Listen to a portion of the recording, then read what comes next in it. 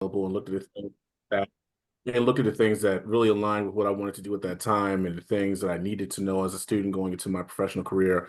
And for those of you who are students who are also in that space, or if this is your first time as a professional, breathe. It's okay. It's a lot that goes on, a lot of parties, a lot of everything. Just kind of just take a minute, read the descriptions very carefully and see what kind of fits your interest. Even if you're going with a friend, see what they're going to. If you're in the school, excuse me, if you're still in school, see what your classmates are going to.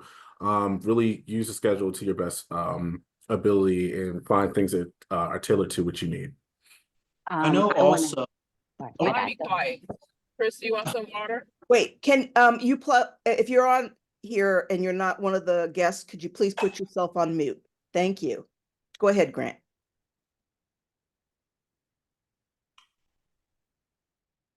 okay, I was saying, I know also NABJ has a link. If you got the latest newsletter about all the convention stuff that's happening, there's a link you can go to upload your resume and it'll get sent to all the recruiters. And then the recruiters will start reaching out to you.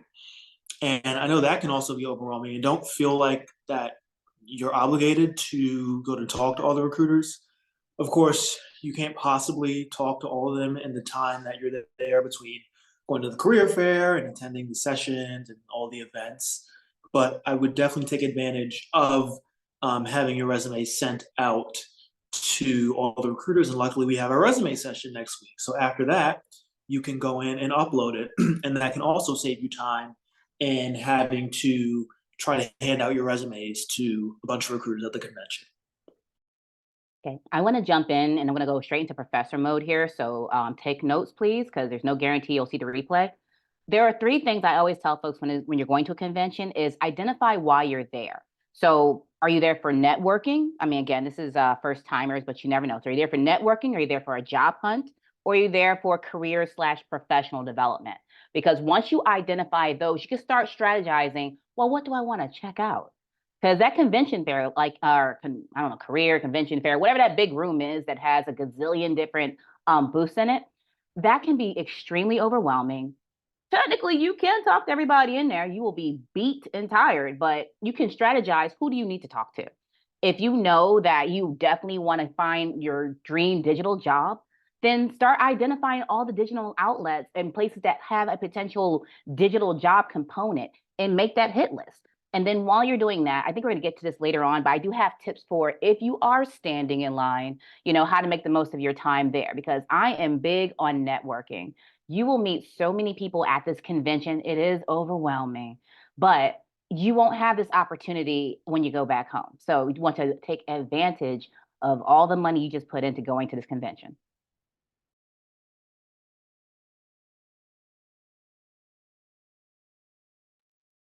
Okay, next. Wait, why is it going backwards? Sorry, trying to go this way. There we go.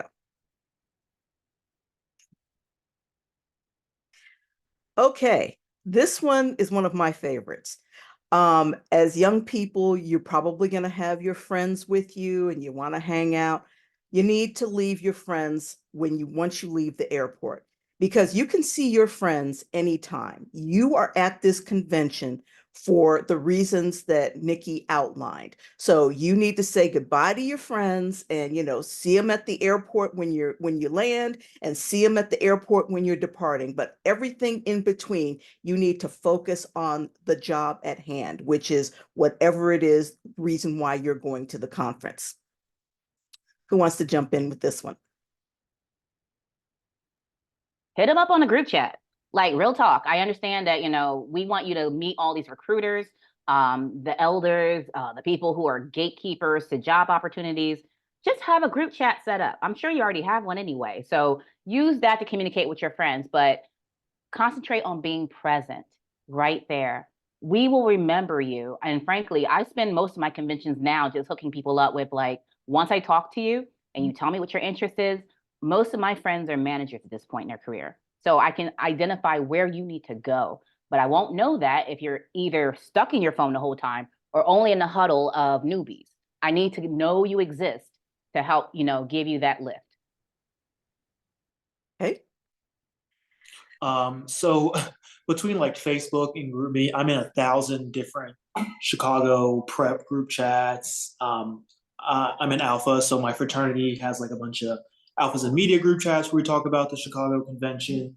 So I'm group chat out, but it's a good thing because I'm getting a bunch of information. I hear from different pockets of people and different channels about how people are finding rooms, if anybody needs a room, how they're budgeting. So join as many as you can. I know they can be really annoying. And you can like probably mute them at the end of the day. You don't want to have them buzzing 24/7, but definitely take advantage of them because you can find a lot of useful information and also just connecting with people, like Nikki just said. Okay. Next up, dress for the job that you want. NABJ is like the premier journalism event. We tend to dress up. It's going to be warm. Some people aren't dressing up as much, but I think the vast majority of people still do.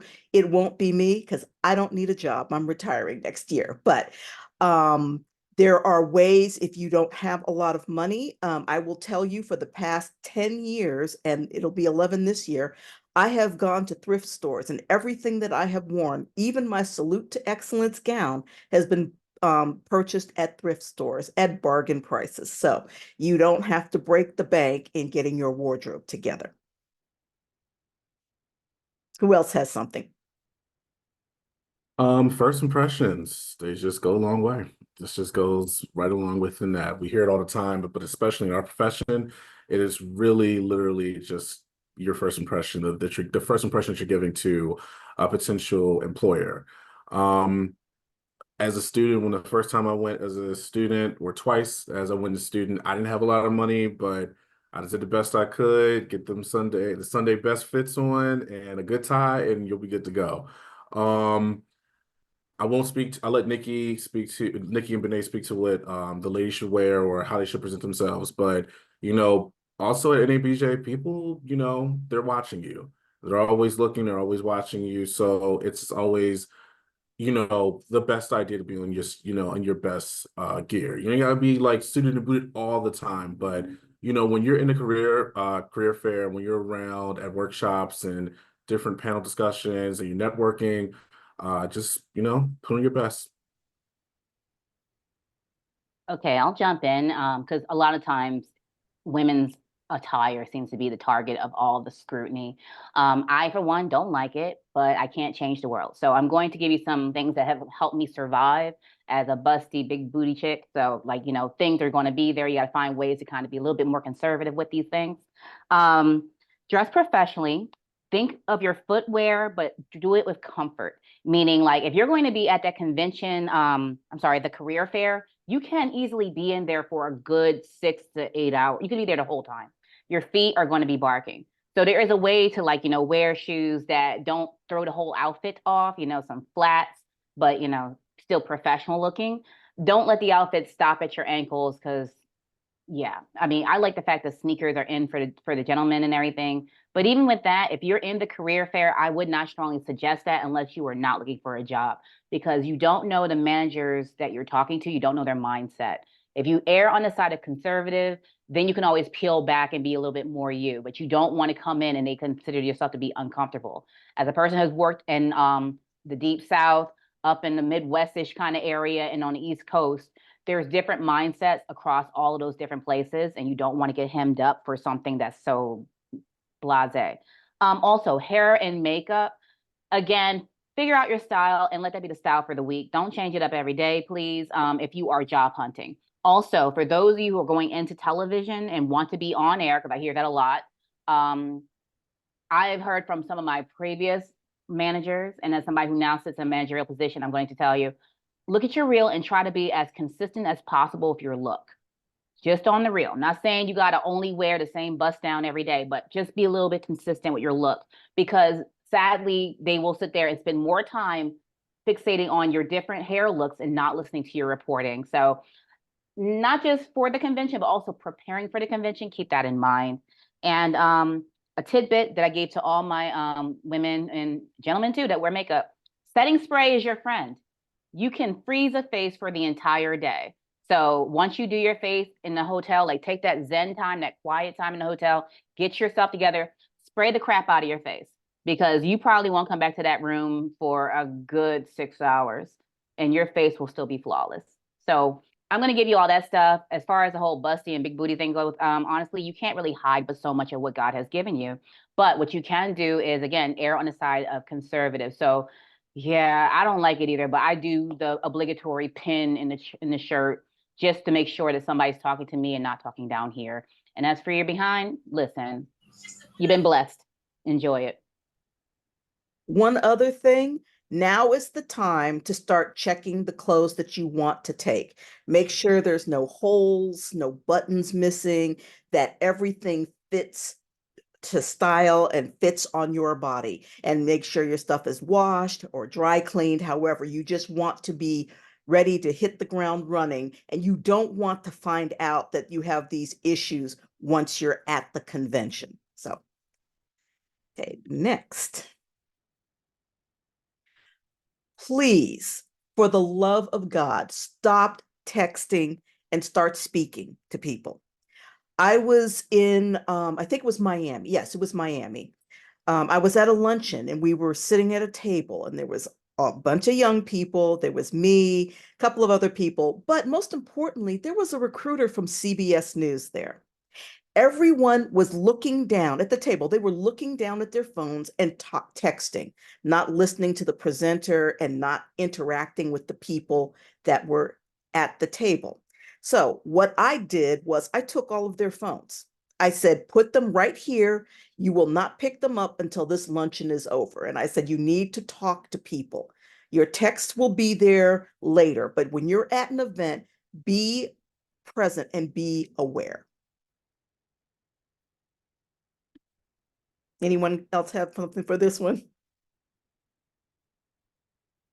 Okay, we'll go on. Next, make eye contact. I know it can be difficult. I know the pandemic has just messed up a whole bunch of people.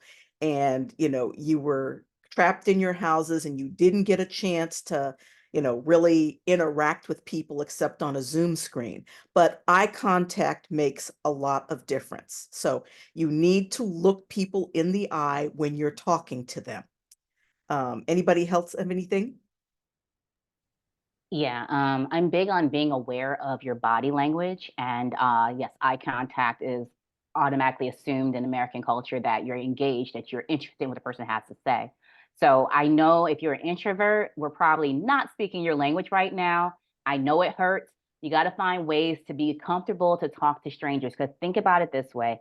As a news manager, I want to see that the people that I might potentially hire or the people I might potentially help get to another position or whatever the heck, I want to see that you can engage the general public because that's a lot of our job.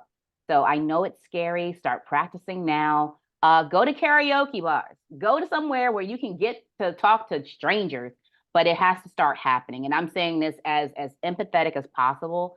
But I literally teach introduction to news writing and reporting, and I kick my kids out of the classroom on day one and send them out for people on the street interviews on purpose. Like we got to shake that out of you. So hopefully it's out of everybody here. But if it's not, start working on it now. So by the time we get to convention, you're a pro. Thank you. Next, don't be afraid to say hello to people you admire because you're going to see a lot of people that you've seen on television or around. But don't go overboard.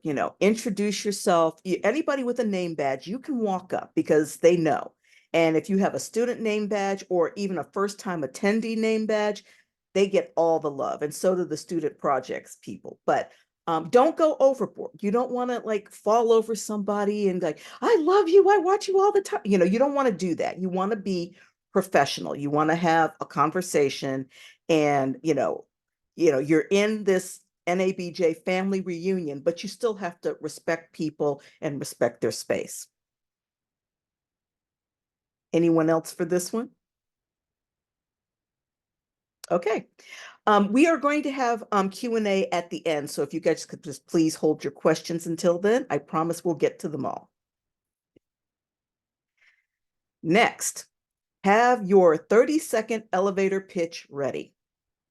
This is a 30-second kind of script in your head of what you want to do and why you're there. So if you're talking to a potential employer, if you're talking to somebody in a newsroom that you admire, anyone that could help you forward your career, have that 30-second elevator pitch ready.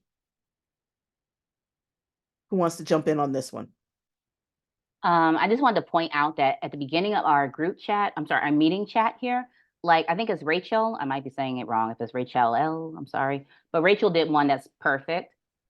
It's just to say hello. My name is. I go here. I'm interested in that. Very quick and concise. Because think about it. If you are literally in an elevator, you may only have 30 seconds. I have met people while waiting for elevators and connected with them, and wasn't even thinking about like hiring folks. But then, since something we talked about then, if they're a great video editor, I might need somebody to go shoot and edit something for me. Have it ready, have it clean and concise, don't make it long, and you'll be amazed at how many people that you can connect with. Also, don't forget the key buzzwords. Like think about this convention like SEO, but in real life, right? So what are some of the things that are going to get you connected to the right people? On top of that, maximize what you already have. So real talk, if you went to an HBCU, do not bury the lead. Put out your HBCU, put out your school. FAMU alone has a ridiculous number of people in our organization, followed by Howard. And I think it kind of like, gets small and smaller, but you get the idea. You have community. If you went to Syracuse, we run deep up in this piece. Things that will make somebody say, oh, well, you know what? I don't know you, but I want to get to know you. Also, have you heard, have you learned, have you listened to, have you met? You want to get those connections. Yep. Okay, next. Say thank you and offer a handshake after speaking with people. Again, Tramon kind of talked a little bit about this. You only get one chance to make a first impression. So you want to end your conversations this way. People remember this, because you're in a sea of other people and everybody's trying to stand out. But doing this helps you stand out. Grant, what do you think? Oh, can you guys hear me? Yep, go ahead. Oh, okay. No, for sure. I mean, some people I've heard have gotten hired just because of their mannerisms. And I know you'll touch on this later, but by sending a thank you note also. So it's just those simple gestures that a hiring manager, like a news director, will appreciate because they know that you're personable. They know that you are able to connect with people, which is key when being a journalist and trying to get a story and trying to cultivate those sources. Perfect. Okay, next. Ask for a business card or contact information. If you have business cards, I don't carry them anymore, but when I did, I would turn the back of my card over and say, we talked about where did we meet? So, because you're not going to remember, you're not going to remember when you get home and you have this big stack of cards. I use the Blink app, but there's a notes function that you can type in there. Because again, you're going to have this big stack. You do not want to squander all these cards and all these people that you met. So give yourself a reminder on the back of your card or a note in your business card app. I was going to say, you mentioned one of the apps. There are multiple business card apps out there. Please go ahead and get one that's easy for you to use on your phone. And they normally have a QR code. So you can just easily say, hey, scan my QR code and we can connect that way. And also you can connect with other people. Like you can, frankly, get their information away and write down notes as well. I've been using the notes section on my phone, typically to write notes about people who I don't know. At this point in my career and being membership chair for NABJ, I know a lot of the people already. But for those who are new to me, I go to the Notes app. I take a picture with them. I love selfies. So I'll take a selfie or picture with them, and I'll also jot a note as to what did we talk about. So I'm still taking notes and I don't need a job. I want to strongly suggest that you guys not just make connections, but truly network. Make sure that you know, make that genuine connection with people, and then follow up because you'd be amazed. Do LinkedIn, by the way, when it comes to how do I connect with people, because I know most of us are on Insta and of course TikTok. Try to connect more with your LinkedIn than anything else because that has people's professional name on there. You get to see where have they worked. They get to see what you done. And I don't know if I'm jumping ahead, but are we going to get into how to scrub our socials or no? We can talk about that. Okay, Yep. well, let's talk about it. All right, so I need y'all to scrub your social media accounts. As a social media editor, a digital editor, and somebody who knows how to find people when they don't want to be found, scrub them accounts now. I'm being very curt and playful on purpose. You need to have a Finsta if necessary. If you want to still be, jazzy and stuff online, great. But if you are in the part of your life where you are looking for jobs, you don't want to have, that crazy, wild, whatever thing you did. You don't want to have that show up when I Google your professional name. LinkedIn needs to be up to speed. I know it's not something you use every day, so we're telling you now to just go ahead and throw in your professional credentials right there. It doesn't have to be recommendations out, but it just definitely needs to have a presence because you want to kind of like fake it a little bit till you make it. I'm speaking as though I'm speaking to folks who are in their early career since this is like an ABJ students thing. I want to be able to see that you have experience doing something. And the way I told my students is that I need to see you doing something every summer. I don't care if you're volunteering. So if you volunteer with somebody, guess what? That could probably parlay itself into a whole entry into your LinkedIn. This makes you appear more professional. Beyond that, yeah, just scrub your accounts, please. Like if Google yourself, and if you see something that comes up inconspicuous and messy, find a way to clean it. If you have a very generic name like a Chris Smith or a John Johnson, I don't know, then you're probably in better space because there's so many people with those names. But if you have something very distinct like a Nikki Mayo, there's not a lot of us around here. So you want to make sure that if I'm looking you up, I'm only finding out the good stuff. And I will tell you, as a hiring manager, we look at your profiles if we're interviewing you or thinking about hiring you. And I can tell you that there are companies out there. The company I worked for back in 2019 used a company to scrub people's social media accounts going back 10 years. So that's just something to keep in mind. Okay. Let's go to the next one. Okay. All right. Y'all are young. I remember when I was young and broke and hungry. There are a ton of receptions, happy hours, breakfasts, lunches, and even dinners. They're a great way to network and have fun, but again, free food and drinks. I mean, you know, if you're on that tight budget, and then, you will also see people hanging around, Aunt Benet is always good for a meal or two, but there are people who will like help you out. But you're helping yourself when you go to these events because you get free food and drink. Plus, it's a great opportunity to network. I'm a big advocate for packing light snacks. I'm not saying pack a whole Subway lunch or something like that, but pack snacks, meaning like the sandwich, crackers, cookies, those type of things, gummies, non-weed gummies, things that help you get through the day. That little jolt will take you far, and sometimes the next free meal might be too far away from the grumbling that's happening. If you take supplements, make sure you don't change your regimen up now. Like continue to take them throughout the trip. And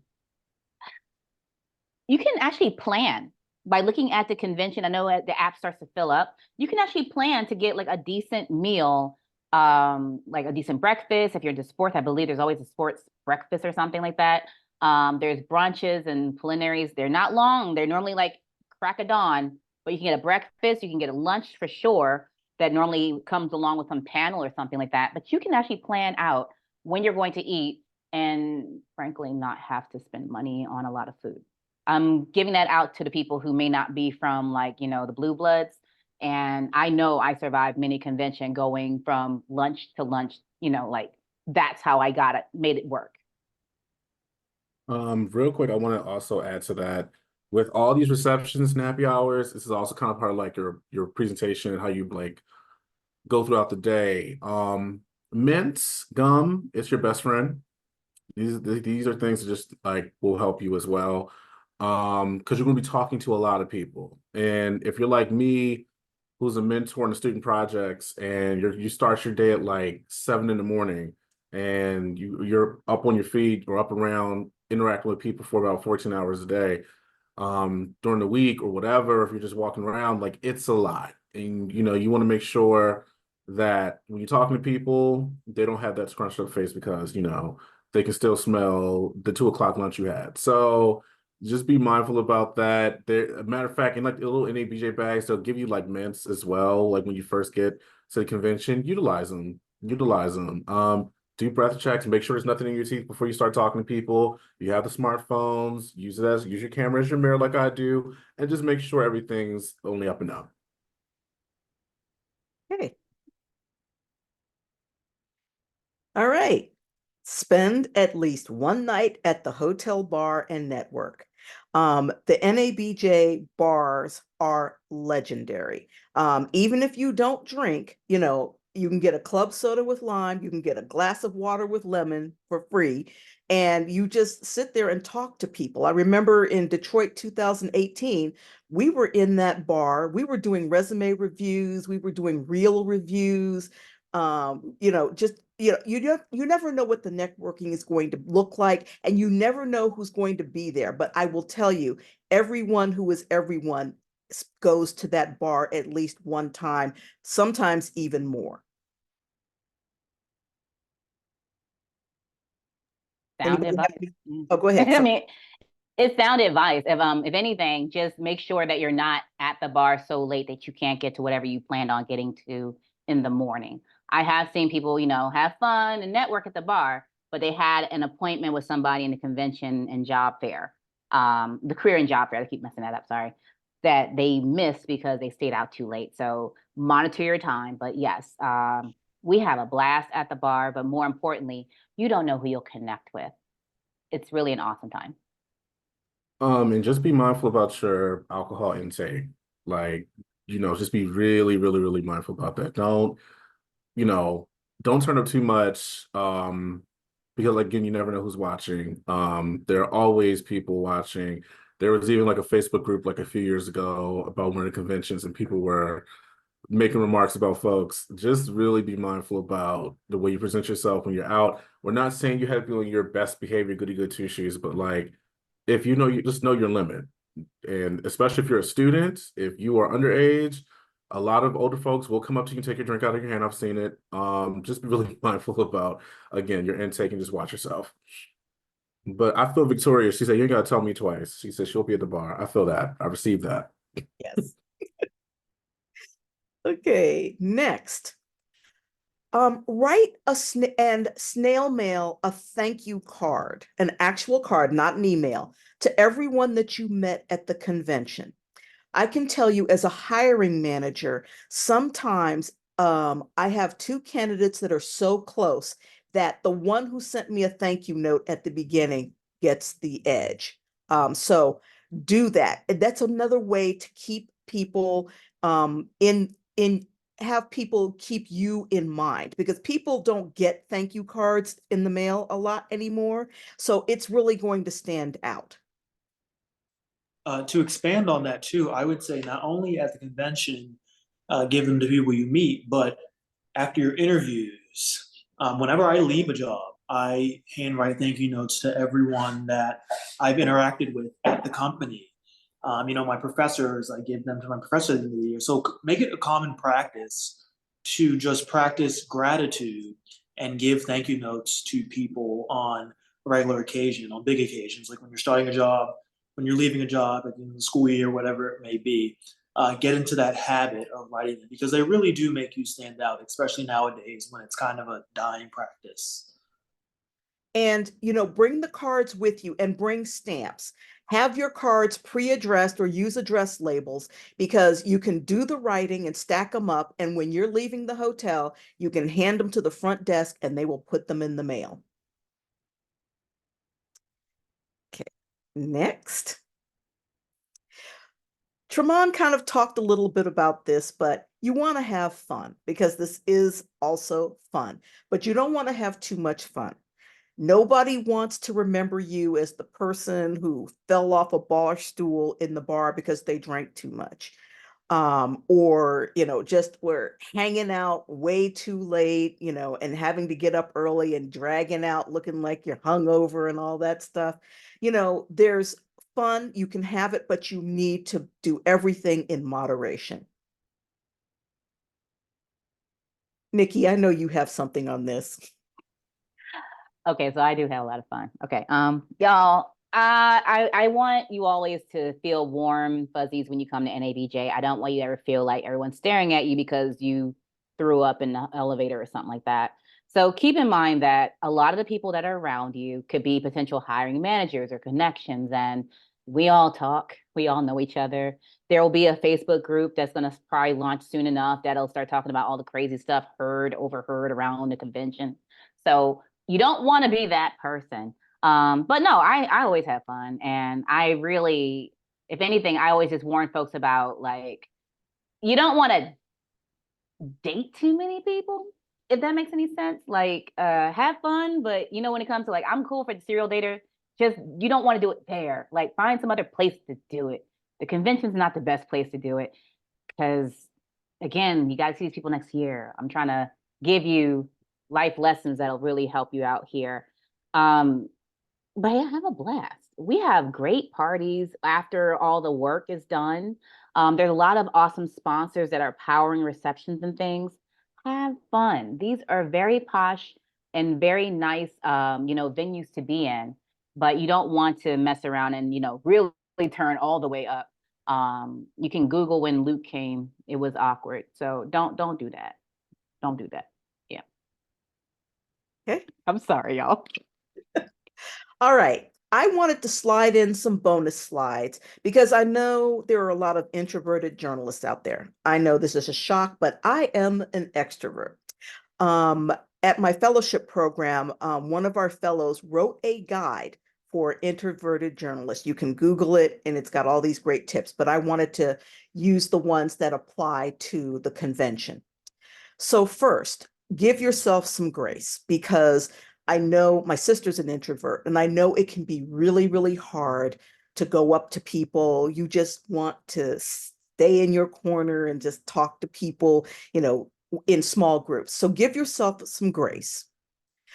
Line up one-on-one meetings. If you're not into the big crowds or, you can go to receptions and take people aside, but you can line up meetings, coffees, lunch, with anybody that you want to meet. Force yourself out of your comfort zone. I know it's difficult. It really is, but you're at this convention that can change the trajectory of your career. And I have seen it over and over and over again. So pretend like you are an extrovert. You can go back to your room and you can lie down and put a cold cloth on your head. But while you're at the convention, just try to get out of your comfort zone as much as possible. You want to set yourself reasonable goals. You don't want to push yourself so hard that, it's just not working for you. Okay. And it's always okay to call people later or contact them later or do that thank you note. So those are my tips for the introverted. So now we are going to open it up for questions. What I want you to do is raise your hand and we will start answering your questions. So questions, raise your hand. While we're waiting for them to kind of get their questions together, I had one more note that I want to add in here. Back to when we were talking about being in the career fair. Ear hustle. That is your best bet because those lines can be very lengthy. And let's say that you did not set up an appointment. So you're in one of those long lines.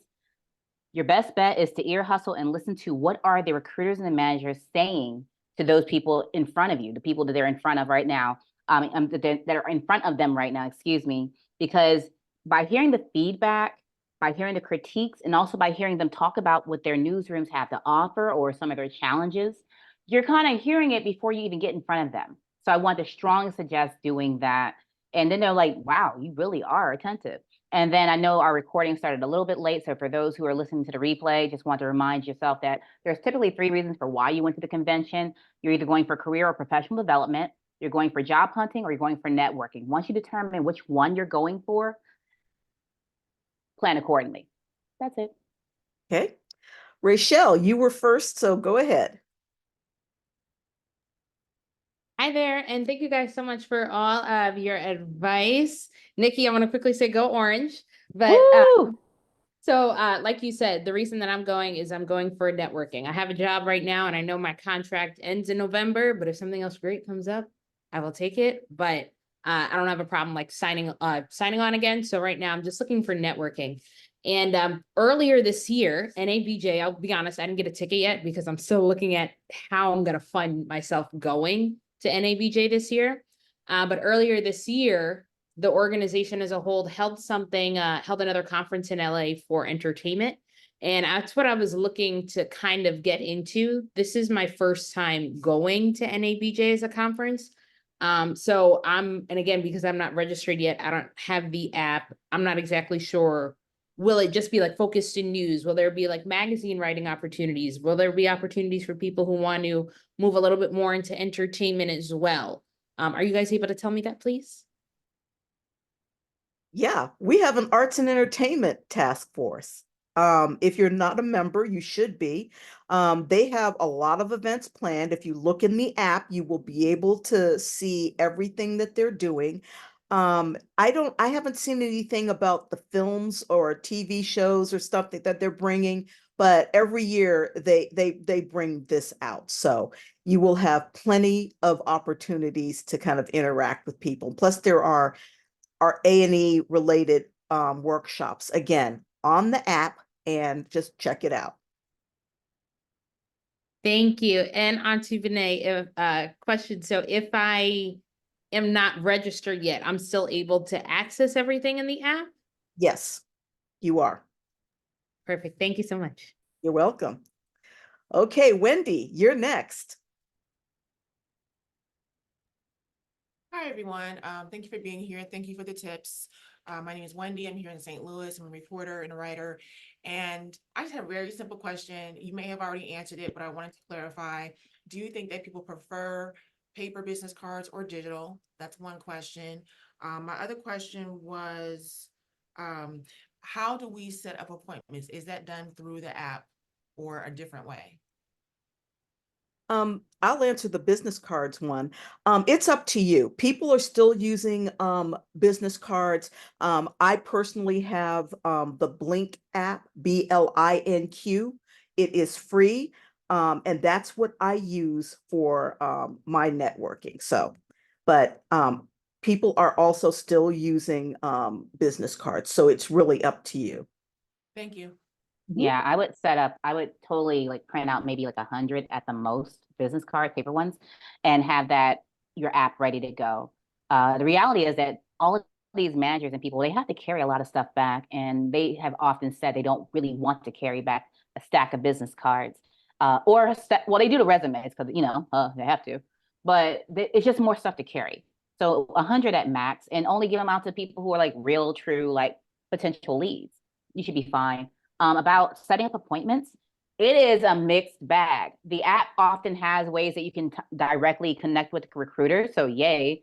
But there have been a couple of times where companies were not officially, I guess, recruiting within the career fair, or I don't know what the deal is, but they kind of went on social media using the hashtag for the convention of the year, that year, and literally will say, hey, I'm looking for, we're like meeting people outside at the Starbucks outside the convention hall. They'll just do stuff like that all the time. So I say follow social media, the hashtag NABJ24, just to see like stuff pops up regularly. And amongst all the, I don't say noise, but amongst all the business of here's a convention, here's a picture, here's a song, you might actually start seeing people saying, hey, we are looking for, and here's a list of them. I've told a couple of my mentees and students and those who stalk me on social media, like, you need to start following certain people's accounts because they post regularly about the job opportunities that they're looking for. Shout out to fellow Syracuse alum, Orange, go Orange, Richard Washington III. He's always recruiting for CBS behind the camera stuff. He's specific. That's like the third line says these are these are not on air positions, and then list them with links to go to them. He does it on LinkedIn. He literally goes in front of like the phone on the camera and reads them off on Instagram. Like, we need y'all to get familiar with our members. We have amazing members who have opportunities. And this is for everybody, not just you, Wendy, but you get the idea. Like, I'm just trying to let y'all know that you could be following people ahead of time, because some of my more advanced mentees, I was like, listen, where do you want to go work next? Okay, now you know the market.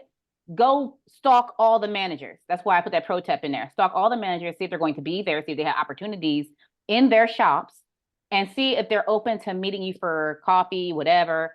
And if they say, come by my booth, all right, well, you need to be their first one there. Make yourself known and get that appointment. Thank Also, you. another pro tip, Richard Washington is going to be on a panel I'm moderating about 10 reasons why you didn't get that interview or that job. I also have the head of recruiting for the New York Times and someone from AP. That is Saturday at 3 o'clock. I'm sorry about the late thing. I didn't plan it, but that's a good way to come up and meet Richard and get in front of him. So next, Dariona? Hey everyone, I'm Dariana Davis. I'm one of the reporting fellows for the 19th News, and I'm a Howard grad. Originally from New Orleans, Louisiana, but based here in Memphis, Tennessee. I have a few questions. So one was about the timing for sending out thank you notes. Like, should there be like an email the day after while you're still at the conference and convention, or is like the Monday after the convention, the best bet? I suggest the Monday after. Monday Things are going to get lost. NABJ starts, I love NABJ, but they start pumping out emails every day. It's going to get lost in the mass of the emails. Plus, the same way you're having a long day, those managers are having a long day too. So they're not checking their emails or anything else until they get back to the office on Monday. So yes, Monday morning is a great time. And also, for those of you who are in the realm of television or whatever, remember at what time newscasts are happening. And for newspaper people, think about what time the newspaper is being put to bed. Just saying don't send your emails around those times. Send them early in the day. And remember, I said snail mail cards. You're going to get caught up in people's emails. You're guaranteed to have them at least put eyes on your snail mail card. It's very easy for hiring managers to ignore the stacks of emails that they get. I'm just being real. I'm a hiring manager myself, and I have done it because I also have a day job. I'm like getting publications ready and editing and getting photos and all of that stuff. So I really, really emphasize doing the snail mail thank you card and just mail it when you leave the convention. Thank you. I also wanted to talk about that because I know you all said handwritten, like that's cool. Like my handwriting is, okay. But I wanted to ask, like, to what extent does a typed, printed, and like mail card like go just as far? I wanted to ask. I've never tried it. It doesn't hurt. But you're even with like a written note, it doesn't have to be like a long, 7 years ago. It can honestly just be like, it was amazing meeting you at NABJ. I liked what you said about insert whatever. I'm looking forward to touching base with you in the future. Yep. That alone is like, woohoo, look, I got a whole note. It could be a postcard, whatever it is. Either way, the key thing is that it's showing that you took time out. That's really what they're looking for, is the effort. And depending on what type of job ops you would normally be going out for, I don't know how many candidates you might be against. So you're always trying to stand out no matter what. Okay. Victoria, you're up. Hey y'all. I'm a Xavier grad, and this will be my first time going to NABJ. What was my question? So as I said, I was excited about the little bar thing that you put in the slideshow. So I understand that NABJ every year the hotels like get full very easily. So there's always like overflow hotels that you could go to. Which hotel would be best to network at? Are you talking about the main one, or is it all of them? Or The main one, yes. Yeah, the okay. main one is where everybody will be. That's where basically everything will be, except for like maybe the sports task force party, which is Friday, and maybe a couple other events. But the main hotel, the host hotel, excuse me, that is where all the workshops, panels, that's where everything basically is. And that's where you will do like I would say 99% of your networking. Okay. Would the attire still remain the same? Do y'all still want us in, or would it still Yes. be best to be in business? Okay. Your poor connection won't let you be great, but I know what you're trying to say. Hopefully she hears. You hear me? Okay. Hopefully you hear it. Yeah, business casual for the bar. You don't have to be in your three-piece suit. You don't have to be in your, I can't wear pantyhose no more. But if you want to do that, you don't have to do that there. But business casual, it can be the days can get very long. So realize that you can easily find yourself in a reception that leads right into almost 8 o'clock at night. Like started that Disney one alone, you'll get lost in time and you'll be there like 3 hours and you didn't even realize it. And then after that, people might go and hang out at the bar then. So you are wearing what you had on earlier. But typically, I am a big advocate for breaks in the nap ministry. So please take breaks. You can easily be at that bar till like 2 in the morning if you want to with certain folks, but take breaks. And then that way you kind of rejuvenate so that you can go and do a little bit of networking at the major spots where you just see us all congregating. Thank you for that advice. And sorry that my connection wasn't letting me be great. I know, girl, dang. Okay, Jada, you are up. Hi, my name's Jada Kirkland, and I'm a grad student and a part-time producer here in South Carolina at WLTX. And my question was, I'll graduate kind of like this time next year, and I have a part-time job, but I want to know, do y'all have any advice on how to navigate the career fair when you kind of aren't looking for a job right at this moment, but still want to know about possible opportunities and get your name out there? Ooh, Jada, you want to be a producer. You're a producer right now, right? Yes.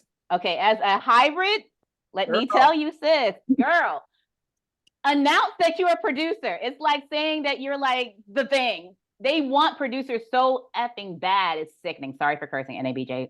Forgive me. But yeah, they want producers so bad that when you are in that line, like I told you, ear hustling, probably just kind of suggest as they were like walking through and say, okay, and your name is like, hi, my name is Jada and I love producing. Make sure they know this. I'm just telling you right now, it is hard to find a good producer. And then once you find one, you don't want to let them go. So that's that's your buzz to the front of the line kind of card right there. I had mentors tell me that. And I was like, but I want to be on TV. And they were like, all right, well, sit in the back of the line then. I was like, and they were right. I'll learn. Okay. But also, the way I mentioned earlier, like with Richard and the whole, like he only posts like non-on-air jobs. A lot of folks are looking for Gray TV. Dedrick Russell. Yeah, Dedrick Russell. Dedrick Russell is recruiting for Gray TV. They want producers too. Like, sis, real talk, you can decide what market you want to go to and kind of just go that way. You don't have to go willy-nilly into the darkness of I just want a job. You could identify what market you want to be in and say, I'm a producer right now, and I'm going to graduate in a couple of months, I guess, at this point. Yeah. Well, They'll yeah. wait. They'll Okay. I'm not gonna say they're on wait, but they'll be excited to see you and they'll almost like stalk you. That is one of the positions in the newsroom where you don't have to beg too much. They want you. You'll see a lot of associate producer positions posted or production assistant positions posted. But if you already have producer experience, I've watched how fast people get like just straight to the front type of thing when it comes to opportunities. Figure out where you want to live, and I bet you can probably go and produce there. It may not be the best shifts, but yeah, you can definitely find yourself a job real quick. Do you think it's still worth like trying to make appointments then if I'm not Yes, looking for a job yes, okay. yes. Because you're planting the seed for what you're going to need when it's time to walk across the stage. Are you doing like a master's or something right now? Yes. Yeah. So you're literally like saying, hey, I'm not looking right now, but when I graduate with this whole year I have of experience behind me, I will be looking for my next opportunity. Make those appointments. Tell them your expected graduation date, and also tell them, don't let them sleep on the fact that you already have a year's worth of experience. That's important. Okay. Thank you. You're welcome. Henry Fernandez, you are next. Hi. First off, thank you guys for hosting this. I'm sorry I joined a bit late, so I'm sorry if this question's already been asked. I just got out of the newsroom, but I this would be my first ever NABJ. I have a couple of questions. So, should folks stay for the entirety of the convention? I think that's all 4 or 5 days. Do you guys recommend that? And I guess for events are like I've looked through the events and I just wanted clarification. Most of them are they like a lot of them like pre-register or is it more sort of like go and show up? Yeah, thank you guys again. This is really great. Thank you. In terms of should you stay the entirety of the convention, if you can, you should, but it really depends on your schedule and what you allow for. Um, like, depending on what your job title is or what if you have the entire week off and you want to spend a week in Chicago and you have a place to stay, sure, absolutely. There's plenty of things to do from that Wednesday to Sunday. Hell, there's even things to do before Wednesday, before the convention starts. The Chicago chapter has set up an entire like sneaker, I don't want to call it sneaker ball. But it's like some type of like, Oh, that's what it is. oh, it's a sneaker ball? I thought It's It's a like sneaker ball. I Yes. won't be Yeah. going to that. I it's won't be that's going to yeah, that. that's what the kickoff is. It's a sneaker ball. Okay, so the kickoff's a sneaker ball. I won't be going to that because that's anyway, you definitely You know want to what? See, nobody asked for that commentary, sir. The little ad lib right there. What you I'm done. talking about? Let's just talk about it's a family. We family. Anyway, no. Okay. Henry, no, you should definitely like if it depends on your schedule, man. But if you stay the entirety, you'll have a great time. If this is your first time, you'll meet great people, you'll connect with great people. And Nikki, as you see, me and Nikki just did a whole thing there because she's one of my mentors, and she was just like, "Boy, get yourself together." Same thing with Benet. I met Grant last year in student projects when he was a student. I mean, while he was a student, I was a mentor. So it's great to connect. In terms of the events and whether they're pre-register, some are pre-register and some are definitely just show up as you are. They should specify on apps and on the app and on the event pages. Just double check a couple of things and you should be fine. But other than that, yeah, you should be good to go. Thank you so much. Absolutely. Hope to see you there. Hope to connect with you. Yeah, I'm a big advocate for go with what you can afford, okay? I had to like cut my time at NABJ short because I didn't have the PTO, or frankly, I couldn't afford a flight that let me stay longer, okay? So if you can afford all those days, great. If you don't have all those days to do, the main days you definitely want to be there Wednesday, Thursday, and Friday. Saturday, if you are up for a salute to excellence, anything like if you applied, if you threw your hat in the ring for that. But yeah, Wednesday, Thursday, and Friday are the hot, heavy days. Knowing that, by the way, realize that means that that's when the career fair is going to be the most densely populated. There are headshot photos popping around. I'm sure you guys have seen them. You're going to want to take advantage of the free headshot photos. And that means long lines again on Wednesday, Thursday, and Friday. If you're smart, go earlier. That way, get it out of the way, and then you can go and sweat out the rest of the day and learn stuff and whatever else. But I wanted to throw that little tidbit in there because I'm not an advocate for going broke on one event. Be smart about it if you can, please. Thank you. Jessica, you're next. Hi, everyone. Thank you so much for this panel. It was a great experience. I learned so much. My question is basically just about how to present yourself as a student versus how to present yourself professionally. I have a JR upcoming this year, and I'm looking to maybe get some resources, some networking, some opportunities for that. So just kind of some advice or any input that you can give me about how to present myself for more of like an internship-based application versus like a full-time professional career would be great. Yeah, I think the first thing, look at, do some research before you go. Look at the companies that you're interested, that are going to be there, that you're interested in. Find out if they have an internship program. I can tell you that fall is when most people start releasing applications for summer internships. So if you're in December and you realize you haven't applied yet, the pickings are going to be slim because they start in the fall. So I would map out the people you want to see and go talk to them, introduce yourself, say you're interested in an internship, and keep in touch with them so you know when they actually release their internships. Y'all got anything else? Thank you so much. You're welcome. I would say treat internships like a job. So the same way you would apply for a job, you're applying for internships as well. Give them that same energy, the same tenacity that, hey, I really am interested in your company. I am going into whatever year. I want to have an opportunity to possibly intern with you. So, don't downgrade what internship is, because my internships led to my first jobs. So they look at interns like potential hires. And I also have sophomores that I taught in like the fall, and they got internships that in one case, one is getting paid. So I'm like, yay, this is what we want to hear more of. Go get your future. That's great advice. Thank you. Leanne, you're next. Kind of going off that exact question she just asked, would you say it's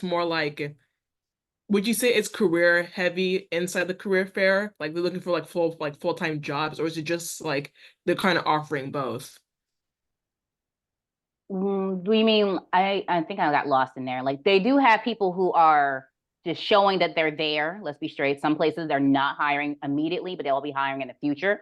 You also have some places that are definitely hiring. They'll even have a list out saying this is what we're hiring for. Look for that paper on the or however they have it displayed, and make sure that if you fit one of those, sell yourself. Let them know that you are here and ready for this. The other thing is that there's other things that are featured at the career fair. There's educational institutions. A lot of graduate programs will be there to kind of let you know that there are options out there. Fellowship opportunities will be at the career fair as well. And yeah, we talked about the photo booth people taking pictures for headshots. So there's a lot in there. The key is just to identify, where do you want to work, or who do you possibly have interest in. You can kind of glide past something and say, I want to learn more about it. That's a good, that's a good entrance into a conversation right there. But yeah, knowing that there's opportunities abound in there. All right, thank you. Also, just like one quick question: how do I not get intimidated talking to people? Because I feel like if it's like a company I really want to work for, then I'm gonna be really scared to talk to them because first impressions, and I don't want to mess up. I'm so tempted to do a whole webinar on like helping y'all kind of find your voice. Sometimes it's okay to just say, excuse me, I'm a little nervous right now. Let me breathe. Take that Obama pause. And it's very genuine. It's very human. And frankly, it also helps you get your anxiety level down a little bit too. So it's okay to just admit that you're a little nervous, because this is a high stress environment and you're trying to make a good impression. It's okay to do that. If you're in front of somebody who happens to be like a little bit of a prick and they don't understand that, then they just told you that, you don't want to work for them or be associated with them. But for the most part, they might just see it as endearing, and I get it, kid. This can be very stressful. All right, thank you so much. I really appreciate it. You're welcome. Alex, you are up. Alex Gray. Hi, everyone. My name is Alex Gray. I am a morning show producer at KGW. I've been there for 3 years, and I got it like right out of school. My question was, I am currently in the middle of a contract. I have about a year left. So I'm mostly going to NABJ for networking opportunities and professional development. But I know that it was already said with another person's question that we should still be kind of stopping in the career fair, making appointments, and that's like a form of networking in itself. But for the people who are on these contracts, what is the etiquette when it comes to talking with these potential recruiters or talking to people about opportunities without, I guess, trying to look like you're trying to like jump ship and stuff like that? Because I know with certain contracts, it could be seen as like a bad thing. I always did it under the guise of, I'm not looking right now, but is it okay if you take a look at my reel? And producers do have, reels too. It's typically like your A block or your best block, right? So when you sit down with them, just kind of letting them know that your you kind of lay it out. Like, I figure now's a good time to start looking so I can start honing my craft. After all, my contract, wink, wink, wink, my contract is running out or it's up for renewal in about a year. They know. They know. Now, the only thing I worry about is if there's any potential for backlash on your side. Like I didn't catch your call letters. What station are you at? KGW in Portland, Oregon. Oh, girl, I ain't nobody. Okay, so that's out west. Okay. What company owns it? Like, is it like a Gannett? Tegna. Tegna? Oh, okay. So Tegna's gonna have a big presence there. Yeah, that can get awkward. You know how we said reach out to people ahead of time and just say, hey, can we sit for coffee? You might want to go that route. So there's two ways. You can say, I want somebody to look at my reel just to give me some pointers on how I could spruce up my newscast. And then there's the flat out like, hey, can we meet for coffee? Because I'm under contract and I don't want to ruffle any feathers. There's different ways to kind of slyly get to know people because real talk, your company will let you go in a heartbeat. And you don't want to be sitting out here trying to make friends when you don't have a job. You want to make those friends now in case you need to make those friends now. Thank you. Mm-hmm. Okay. Oh, by the way, I'm available offline. If some of y'all have hit me up on LinkedIn or whatever, feel free. We can totally continue this stuff because some stuff you don't want to be saying in front of like a gazillion strangers either. But trust me, been there, done that, got the t-shirt for all of this stuff y'all talking about. All of us. Patricia is going to type in her question. So while she's got it. Okay. I bought a ticket earlier this year. I'm from New York City, went to the all-day conference at CUNY in April, met a lot of people, but feeling a little insecure about going to Chicago. I just graduated and I feel like I got this degree for nothing. My school wasn't helpful to me with the internships, so I started my own podcast and I know I need more experience. So she's asking if she should hold off going to convention this year, build up experience, so next year she'll be more comfortable. No. No, you should. No. No, yeah, you should totally go.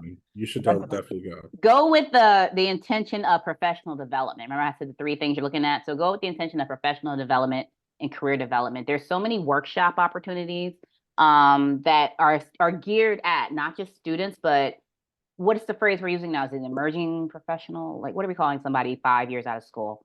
Whatever that is. The young professional. Go to stuff that is targeting newbies. You can't learn enough. And on top of that, you might find yourself a mentor that might actually help usher you through this process. Real quick, this is just definitely for you, Patricia, but for anybody else on here who may feel how she's feeling. None of you on here are losers. Professionally, students, whatever. None of us are losers. There's a reason why this convention exists for us as Black journalists. It's for to have spaces like this to exist, professional development, etc. Like I said, I met my mentors through this organization. I'm a chapter president now. Like, these are the things. I mean, as chapter president, let me give my girl a shout out to Nikki Mayo, founded, and Renee was president, and now I'm president. You know what I'm saying? Like, these are the things that are to help you, here to help you and guide you. Do not ever turn down opportunities like this, especially to network, to meet people, but to also build yourself up. I felt the same way that you felt at one point when I was a student, and then when I was on student projects a year later.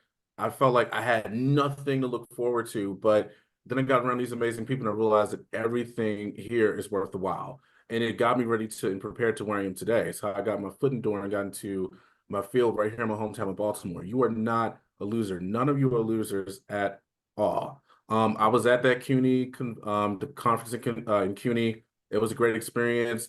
That was, matter of fact, that was a pre-NABJ for you. Like, that was a great time. Shout out to the investigative task force and I think the emerging journalist task force for putting that together. It was a great time. But yeah, you should definitely come to Chicago. Do not feel like a loser. You know, talk to people who do podcasting, talk to people who are doing things that you're interested in, you know, network with them. That's what we've been talking about this whole time. But for everybody on here, no one on here is a loser.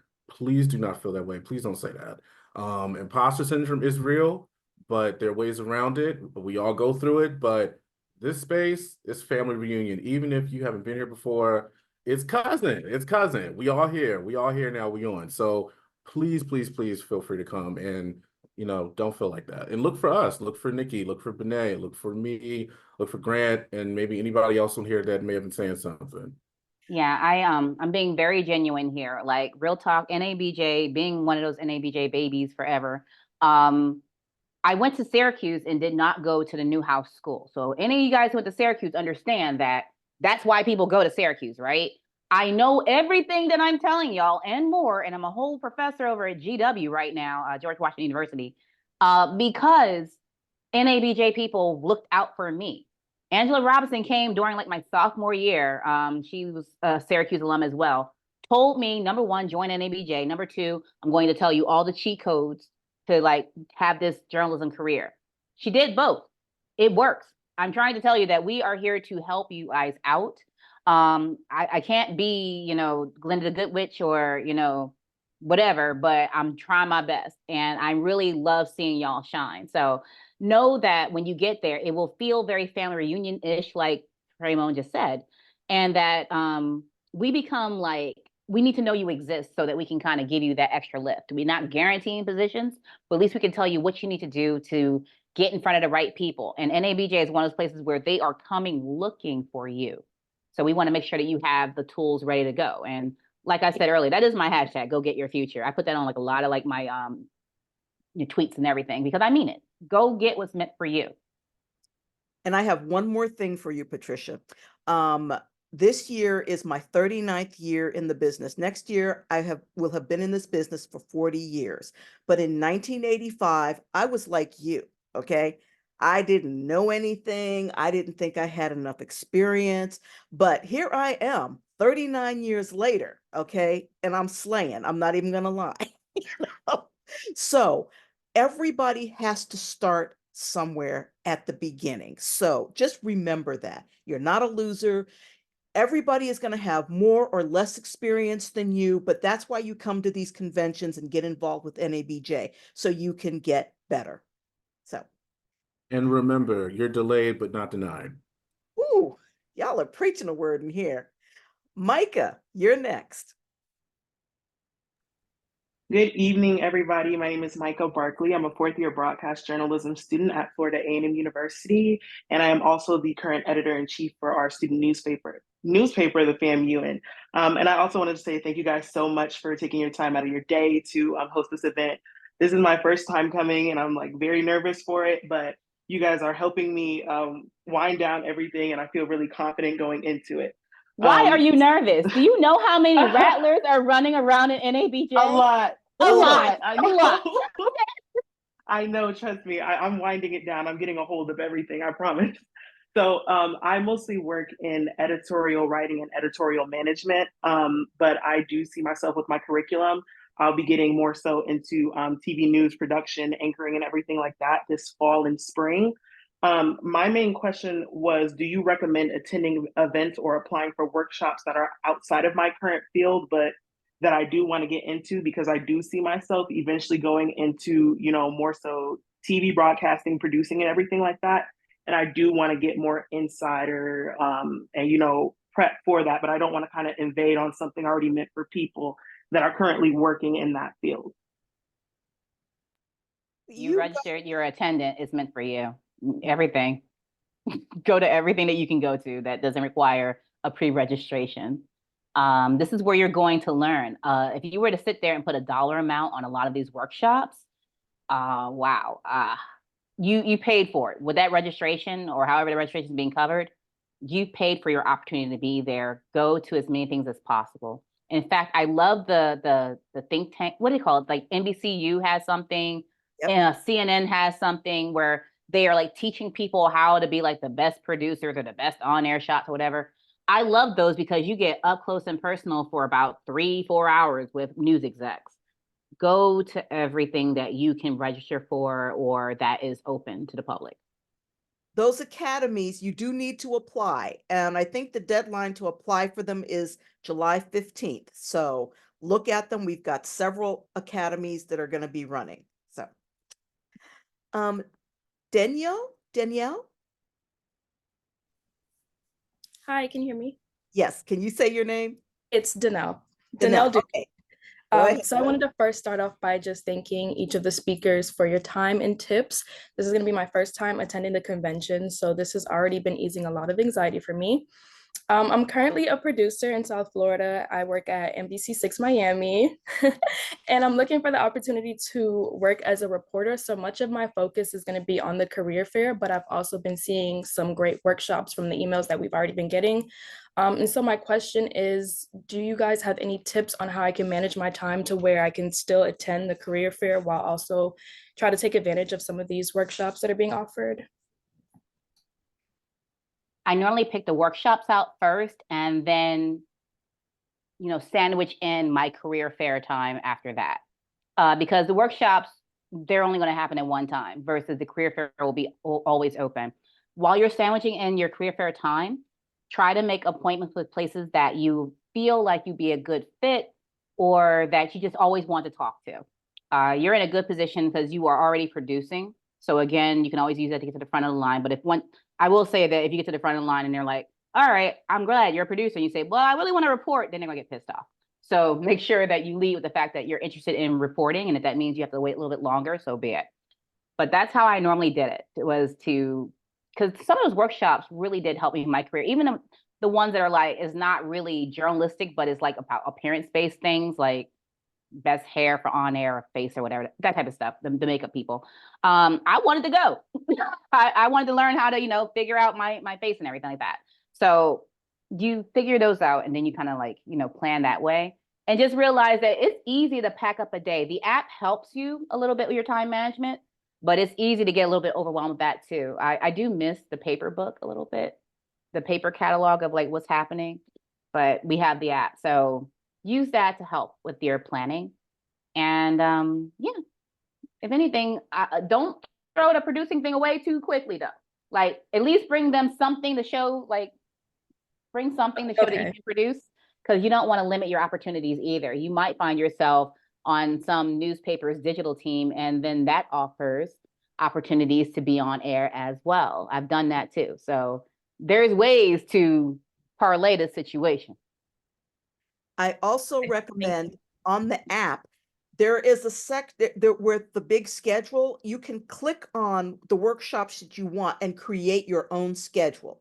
So then if there's a button at the bottom of the app, it says my schedule. You can click on it every day and have everything, all your workshops in front of you. And you can also put in reminders so you don't forget to go. So that's a pro tip. Leona, you are next. I actually was gonna ask if we have time. Can you keep me toward the end? I want to get as many student questions in as possible. And I have a pitch. Okay, I'm sorry. I'm confused. Do you have a question or? No, I don't have a question. I have a pitch. So I'm willing to save it toward the end. A pitch for what? All right, okay, we'll do it. I know I don't have the best screen right now, but hi, my name is Leona. I was going to wait, but then I kept hearing all these comments, and I just wanted to give a brief story because I am an NABJ baby. I am 26. I know Miss Benet because she actually gave me a computer. She surprised me with a computer when I was at Tennessee State University through Miss Sandra Long Weaver. I was trying to sit here and be like, do Nikki remember me? Because I was in the urban journalism workshop for a year when I was doing grad school at American. Either way, definitely that was a long time ago, hon. That was a very long time ago. I know, but I'm like, it's like everyone said, it's a family, it's a community. I did want to share with some of the students. I got my first job through a peer. She had a job and she just thought of me. It was like, oh my God, Leona, you'll be great, apply. I got my second job going to a book event and someone was just like, here's a job. And I got my third job from that previous job. So it's definitely, you guys will get jobs, please come. I guess my pitch is, I wrote a book this year. It's called 23 and on TV, and it's about my experience of being on air as a journalist. I will be at the conference. And for all the people that want to be on air talent, I would love to see some students. I know I'm trying to give as many free ones away to students. I'll make the adults pay and try to get into some school. But I just want to say, come and see me. I live in Chicago, so I also want to plug. I promise you, I'm timing myself. I only got 45 seconds left. The Chicago events, as I put in the comment section, the Chicago events really are for people that want to see the city. We're going to the White Sox Stadium, the Chicago Cubs Stadium. So it's like while you're in Chicago, you want to see anything in Chicago, that Chicago kickball, it's on the terrace that has beautiful city views. So it's really for people that are like, I'm in the city of Chicago. Let me see some of Chicago. It's $35 for like the next 2 weeks, but then that gets cut off. So we try to make it as affordable as possible. But 9 times out of 10, if you have a friend, mentor, someone over 45 in ABJ, ask them, they'll probably get you a ticket. And so I just wanted to say, come and see me at the conference, 23 and on TV. You are my target audience. So I was like, let me go ahead and jump in. Miss Bonet, you're in the book. So I guess I got to give you a free copy too. Oh. It's all good. Good things. Good things. You So need to stay in touch. I haven't heard from you in a long time. Don't Oh let me yeah. See, you we're on so social bad at that, media. y'all. You have to communicate with your Yes. mentors, with the people you meet, because you never know. You might put them in a book and surprise them at a conference. All right, so that's all I wanted to throw in. Wait, 23 wait, on TV. I'll see you guys wait, at wait, the wait, conference. wait, Oh, Leona. yeah. Can you, I don't know where the student newsroom will be for the student projects, but if you can bring a couple copies past to the students, I think they would let us see that as well. Are you talking about Monday or Tuesday? Because I know they have some of those too are on the day. Yeah, well, I think Tuesday we should fully be in on Tuesday because everybody flies in on Monday. So Tuesday, if you could stop by or any day, Hey, I live here. I'll stop by. We'll talk offline. All right. Yes. And Leona, I will pay for those 3 books that you take to the student newsroom. The 3, I might have to bring like 5, but okay, I got you. Thank you. I appreciate it. Bye, guys. All right. Here, but yeah. Crystal, you are next. And then last will be Levon. Hi everyone, my name is Crystal Wilson, and my question is, as a recent graduate from the University of Florida with a degree in public relations, do you guys recommend me bringing anything else other than my resume and a business card for these employers to show like my work or samples? Do you have a website that has your work, like a portfolio website that you can point people to? I have a blog website, yes, something similar to that. Okay, but is it a blog or does it show off your professional work? It's mainly just a blog. Okay. I would put together a quick and dirty professional website. I use a company called Carrd, CARRD. It's free. You can put together a really quick website with all your links and everything so people can see your work. There's also About Me. There's a bunch of them out there where you can just, if you don't want to build a whole website, you can do a quick and dirty. And look at what the media related task force is doing. Look for all the comms and PR workshops and all of those events, because you definitely want to introduce yourself to those people too, because they are a very important part of NABJ. So Okay, got it. Thank you. Yeah, make sure you have like briefs of what you've done. Because a lot of times you work and you forget that you didn't really like summarize or chronicle what you've done. So I think LinkedIn is a good place to display this stuff, but at the same token, I get that maybe you haven't done it yet. But if you just have a blurb on like, I worked on this campaign, I helped with a social media push, I helped with an event. Like there has to be ways that if I want to click on your, quick and dirty website, that I can kind of see what have you done. Typically media related folks have done a lot of work and they're promoting everybody else and they forget to promote themselves. So when you go there, number one, like she said, make sure you do team up with the media related task force people or collaborate. I don't know what the name is now, but the media related people. Make sure that you like make friends, let them know that you exist. Sometimes they have jobs opening. Real talk, follow me on LinkedIn because I post a lot of comms oriented jobs regularly. They're mostly in the DC metropolitan area, but sometimes they're in elsewhere too. But there is a lot of opportunities in supportive comms. or corporate comms or government comms. There's just jobs. Not that you're necessarily like looking right now, but just don't forget to promote yourself while you're promoting all the other things that you work for. Got it. Thank you. And then I have one more question. Some of my work, since I did just graduate, it's mainly from like on-campus organizations. Is that okay? Or Yes, would it be that's like fine. You were a student. Okay. Yeah. Okay, got it. Yeah, I've told students who didn't have internships to make an internship. So if you're doing social media for the local choir on campus, that's a whole social media manager job.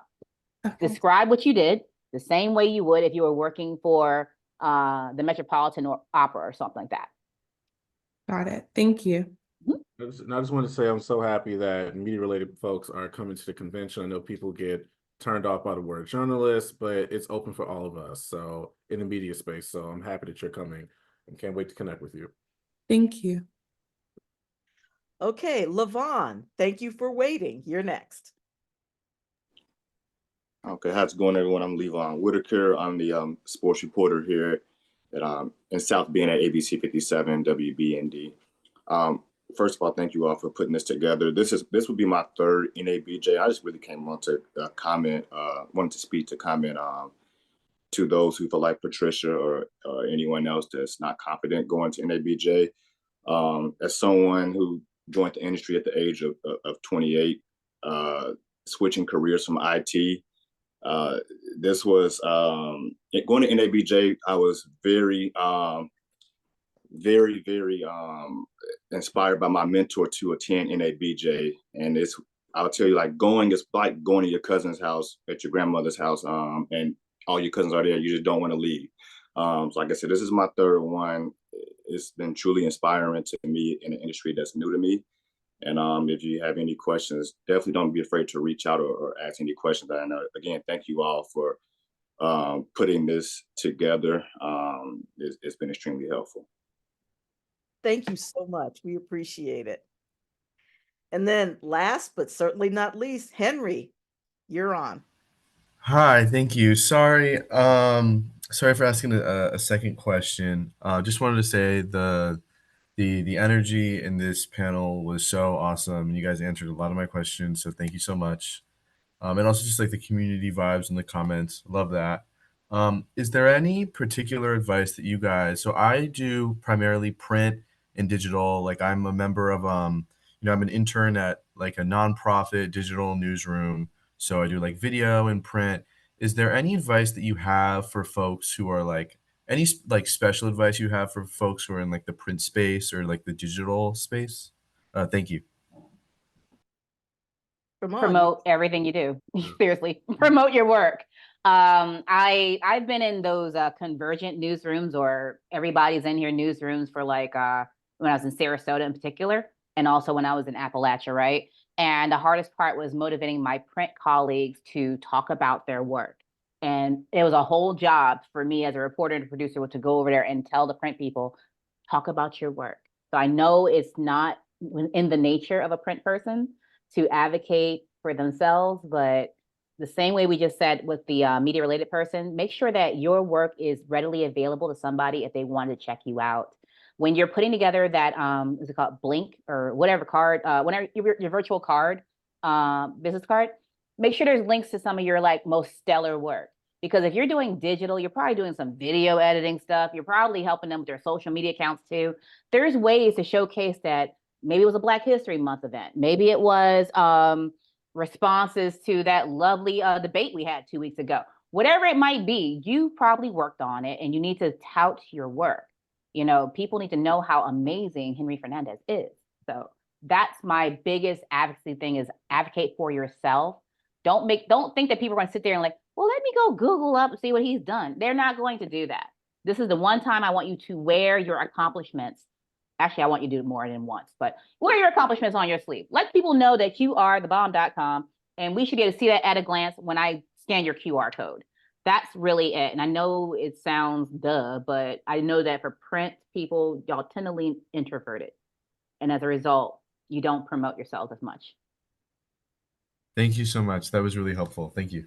Jamon, can you throw in, because you're in a nonprofit? Yeah, I was about to say, I work at the Baltimore Banner, which is just hit 2 years, and it's a nonprofit, all digital publication and all digital online news organization. And I'll drop my info in for you, Henry, so we can connect. But I echo everything Nikki said.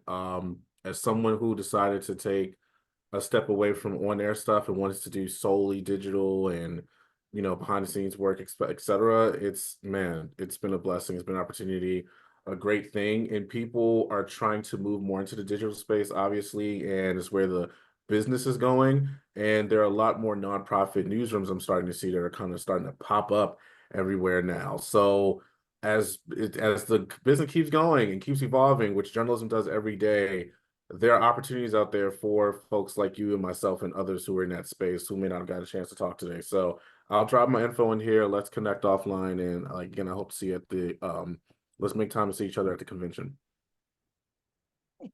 All right, we're going to wind down. I'm going to ask each one of you to just offer one more piece of advice before we go. Grant, I'm going to let you start. So my piece of advice is just to not really carry too much weight on yourself during the convention. Everyone's there. I've learned that even the most veterans of veterans can be shy, which really shocked me coming into this industry. So just let the weights off, relax. Everyone's there for a purpose, and it may seem really uptight at times, especially when you're around these big wigs. But just relax. People know what you're there for, usually to get a job. But at the end of the day, it's about connecting with your fellow Black journalists and trying to cultivate mentors and trying to expand your network with your peers. So relax, have fun, but don't stay at the bar too late. You're up. First, this was great. Benay, thank you. Thank you for doing this. This was fun. Thank you for inviting me. This is great doing this with Nikki and Grant. Want to say it first. Man, we said so much today, but again, delayed and not denied for those of us who are still trying to get ourselves together and still finding our footing, which is whether you have a job or not. Again, none of us are losers. We're not in some weird shortcoming of a space, man. We belong here, and this is why NABJ in this convention is here for us. I think I'm all out of advice, man. Just put your best foot forward and just, go for broke. Whether you are a year out from your contract ending, whether you just got into a new contract and you're like, look, I'm trying to go do something else. Listen, it is up to you to decide how you want to maneuver. But Nikki gave you the best tips on how to do that. We all did. Just come and have fun, come learn, and take things back to your shops and encourage other Black journalists and your network who weren't available to come to this convention in Chicago to come to the next one, or join your local chapters, because local chapters are really important.